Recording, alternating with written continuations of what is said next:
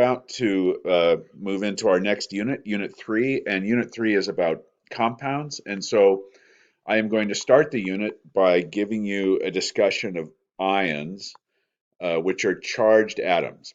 And so we're going to start by talking about what I call noble gas wannabes, which is that all atoms want to be like noble gases. And then we're going to talk about types of bonding really briefly. Then I will talk about common ions, that is how elements typically gain or lose electrons to become ions. And then we'll briefly talk about polyatomic ions, which I will describe in a little bit more detail in just a moment. So let's talk about noble gas wannabes. So I kind of came up with that term. Basically, what I'm trying to say when I say noble gas wannabes is that more or less every element on the periodic table wants to be like the nearest noble gas. And we'll talk about that, the why of that, in a little bit more detail later on. Well, we've talked about the fact that in chemistry you can't convert an atom of one element into an atom of another element. And so it's not possible for atoms to actually change themselves into noble gases. So really the best they can do is to have the same number of electrons as the nearest noble gas. And so we're going to spend a lot of time in this video talking about how atoms gain or lose electrons to have the same number of electrons as the nearest noble gas. And so let's just sort of look at a periodic table and say what we're talking about. So let's take, for example, bromine.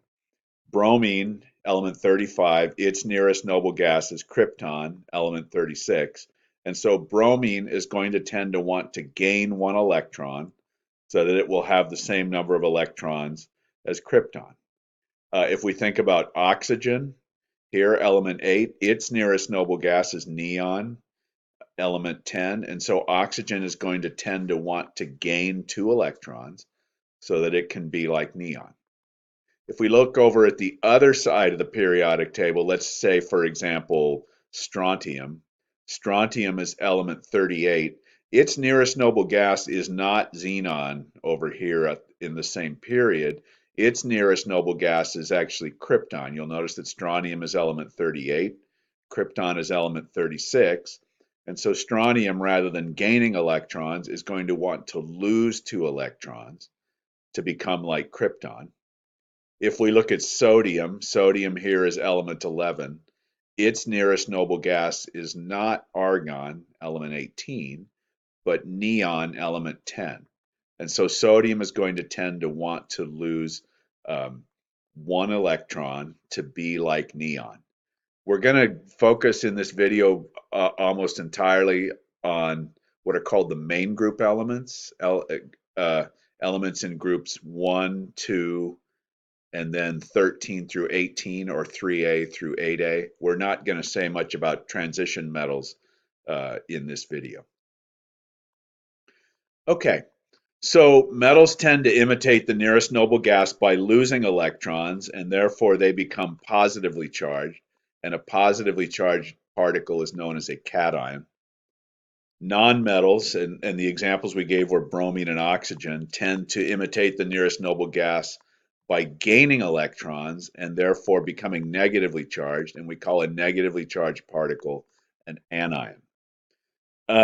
Nonmetals can also imitate the nearest noble gas by sharing electrons with other nonmetals, and when that happens, that's called covalent bonding, which we'll talk about just briefly in this video, but we will discuss in greater detail later on.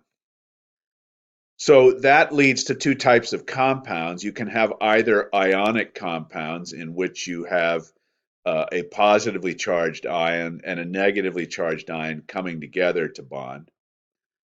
Or you can have what are called covalent or molecular compounds, in which you have small units or collection of atoms held together by covalent bonds. And so the simplest way to think about this is, well, let me first just talk about what does an ionic compound look like. An ionic compound is a crystal lattice like this. This is sort of a cartoon version of sodium chloride. The sodium ion is positively charged, the chloride ion is negatively charged, and they just form this giant crystal lattice of alternating sodium and chlorine atoms. A covalent or molecular compound is different. You're going to have atoms sharing electrons to form a small unit like this called a molecule. And that's an example of a water molecule. It's fairly simple in looking at the formula of a compound to determine whether or not it is ionic or covalent, or in other words, whether it is ionic or whether it is covalent. And the simplest guideline for this, I would say, in our course this year is going to be if the formula contains a metal, if a compound contains a metal in its formula, then that's pretty much an indicator that it's an ionic compound. Whereas if the formula consists entirely of nonmetals, that's going to be a covalent or molecular compound. So we can go through a few examples and just talk about, I'll show you an example and you can tell me what kind of compound it is. First example would be KBr, potassium bromide, because it contains potassium, element K, which is a metal, then that's an ionic compound. Sodium sulfate, Na2SO4. You'll see that formula contains sodium, Na. Sodium is a metal, therefore that's an ionic compound. Hydrogen chloride consists of hydrogen and chlorine. Both of them are nonmetals, therefore hydrogen chloride is a covalent compound. P2O5, it contains phosphorus and oxygen. Both phosphorus and oxygen are nonmetals, so that's a covalent compound. AlCl3, aluminum chloride, that contains aluminum in its formula, therefore it's ionic. Uh, Glucose, which we've talked about recently in some of our exercises, contains carbon, hydrogen, and oxygen. Those are all nonmetals, so it's covalent. Carbon dioxide contains carbon and oxygen, which are nonmetals, so it's covalent. Silver nitrate, AgNO3, contains silver, that's Ag, so that is an ionic compound. Copper 2 oxide contains copper, that's Cu, so that's an ionic compound, that's a metal. So that copper oxide is an ionic compound. NH3, ammonia, consists of nitrogen and hydrogen. Those are both nonmetals, so ammonia is a covalent compound. Just as a reminder as where we find metals and nonmetals on the periodic table, the metals are going to be everything to the southwest of this red line that I've drawn here. So everything in here, groups 1 and 2 excluding hydrogen, all the transition metals, all of the inner transition metals, and then some metals down here like tin and lead. These are all metals. Everything to the upper right, the northeast of this line, plus hydrogen, is a nonmetal. The most common ones we'll deal with in this course are going to be hydrogen, carbon, nitrogen, oxygen, the halogens, fluorine, chlorine, bromine, and iodine, phosphorus, and sulfur. These, as you'll recall, these sort of dark shaded elements along the stair step here are called metalloids, and it will not be very frequently that we will be talking about metalloids. Okay, so an ion, as I mentioned earlier, well, maybe I didn't mention earlier, but I simply said a positively charged atom is called a cation, and a negatively charged atom is called an anion. But an ion is an atom that has an unequal number of protons and electrons. It's essentially a charged particle. And so that's going to happen when an atom gains an electron or loses an electron, or it could gain 2 or lose 2, or even as many as 3, and that's going to form an ion. And so as we were talking, so metals are going to tend to lose electrons. And as I was going through the periodic table earlier, showing you that things like sodium and calcium are going to tend to lose electrons to become like the nearest noble gas, and so they form cations. Nonmetals, and the examples we looked at were bromine and oxygen, tend to gain electrons to form negatively charged ions, and we call those negatively charged ions anions. So let's just do a quick little practice routine. This is going to be based on thinking about looking at a formula for a cation or an anion, looking at what the charge is and figuring out how many electrons were either gained or lost to form that cation or anion. So this is the barium cation. It has a charge of +2. This is the arsenide anion. It has a charge of -3. This is the copper-2 cation. It has a charge of +2. So if you'd like, you can just pause the video, take a look at these, and ask yourself, how many electrons were gained or lost to form these ions? Well, the key to this is always remembering that electrons are negatively charged. And so if a substance has a positive, if an ion has a positive charge, that means it has fewer electrons than protons, and therefore it lost electrons. So the barium 2, the barium cation, having a charge of +2, got there by losing 2 electrons. What's called the arsenide anion, which is formed from arsenic, which has a charge of -3. It therefore has 3 extra electrons, and therefore it had gained 3 electrons. And then copper 2, having a charge of +2, is a cation, and it got there from copper by losing 2 electrons. We're not going to spend a lot of time talking about this, but I just wanted to bring it up briefly. The formulas for ionic compounds is the lowest whole number ratio of ions in the compound. As you'll recall from the picture I showed you of sodium chloride before, um, individual ions are not bonded to other individual ions in molecules. Rather, they have this large extended array type structure. And so when we say that this is sodium chloride, NaCl, we are giving as you'll recall, the empirical formula. So the empirical formula for sodium chloride is simply the lowest whole number ratio in which sodium and chlorine atoms combine, and that's in a 1-to-1 ratio. And so sodium chloride, we give simply the formula of NaCl. That's the empirical formula for this crystal. This is a picture of the crystal of magnesium chloride. It's a little bit harder to see this. It's not in sort of a nice extended uh, image like this where it's clear to see that these are in a 1-to-1 ratio. But magnesium chloride is also a large extended uh, crystal lattice like this. And the magnesium and the chlorine ions are there in a ratio of 1-to-2. And so no matter how large and big and extensive that crystal lattice is, we simply say MgCl2 because that's the ratio in which they exist in that compound. So let's just talk about what I would say ionization trends. And the simplest thing to take home from this is to understand that for the main group elements, that is um, groups 1 and 2, and groups, depending on which numbering system you're using, 3A through 8A or 13 through 18. The group number is going to tell you what the charge of the ion is going to be. So all these alkali metals, because their atomic number is one more than the previous noble gas, they are all going to lose 1 electron to be like the previous noble gas, and therefore they're going to have a charge of +1.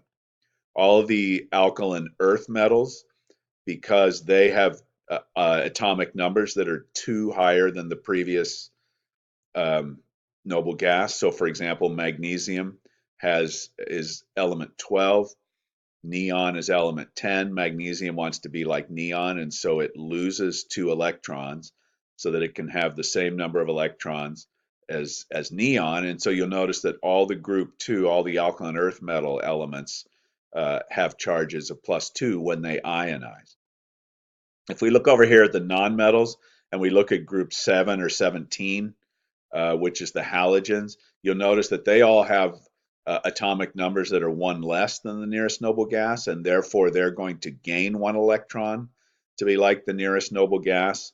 And so you can see that all the halogens have charges when they ionize of -1. And we can work through the same reasoning as to why things in group 6A or 16 ionize to form charges of -2, and why things in group 5A or group 15 gain 3 electrons to be like their nearest noble gas and have charges of -3. The important thing to notice about this chart is that the noble gases don't ionize, and the reason is because they are the nearest noble gas. They already have the same number of electrons. I mean, they already have the number of electrons that they want, and so they never ionize. We will not talk at this point anymore at all in this video about the transition metals, which you'll notice that some of the transition metals have more than one ion that they form. So we won't concern ourselves with that right now. Instead, let's do based on what we were just talking about, let's do a little practice exercise here.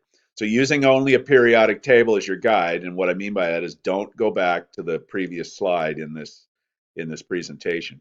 Predict the ion that'll form from each element that I've shown below. So if you like, you can turn the video off for just a moment, write this down, and then turn it back on. Okay, well, lithium is in group 1. We mentioned that everything in group 1 wants to lose 1 electron to be like the nearest noble gas. Lithium is element 3, and so it wants to lose 1 electron to be like helium, and therefore it'll have a charge of +1. Bromine is in group 7, and so therefore it is 1 electron, it is 1 atomic number shy of the nearest noble gas, and so it's going to want to gain 1 electron to do that, and so it's going to have a charge of -1. Calcium, element 20, its nearest noble gas is argon, which is element 18, and so it's going to want to lose 2 electrons to be like argon, and therefore it is going to have a charge of +2. And then phosphorus, which is element 15, is its closest nearest noble gas is also argon, which is element 18, and therefore it's going to gain 3 electrons to be like argon and have a charge of -3. All right, the last thing we want to talk about, and I'm not going to put a lot of time into this in this video, just to let you know this is something coming down the pike, which is what are called polyatomic ions. There are certain ions that consist of more than one atom. And so all the ions we've been talking about up till now are just a single atom that has a different number of electrons than it does protons, and therefore it has either a positive or a negative charge. But you can also have what are called polyatomic ions, which are essentially like molecules, covalent molecules that have acquired charges. We're going to use, over the course of the year, we're going to use the polyatomic ions often in this course. So it's important for you to be able to recognize them, know their charges, and not have to be constantly looking them up. And the thing about the polyatomic ions is there's really not a good way of memorizing what their charges would be based on using a systematic way based on the periodic table. You simply have to memorize these things. And so these are the 10 polyatomic ions whose formulas and charges you're going to need to have memorized. At some point in this unit, I am going to give a quiz on this. And so there is a handout for you today, which is a list of these 10 polyatomic ions with their names, their formulas, and their charges. Once again, you'll see that these look a lot like covalent molecules in that they are made up entirely of nonmetals, but then they have a charge attached to them. And so you'll just want to start working your way through that handout and memorizing these 10 polyatomic ions, their names, their formulas, and their charges. Okay, well, thanks so much for watching the video. There is a worksheet, in addition to the polyatomic ions handout, there is a worksheet for you to do. So you can go ahead and get the worksheet and complete it, and that will be your assignment for today. Thanks so much.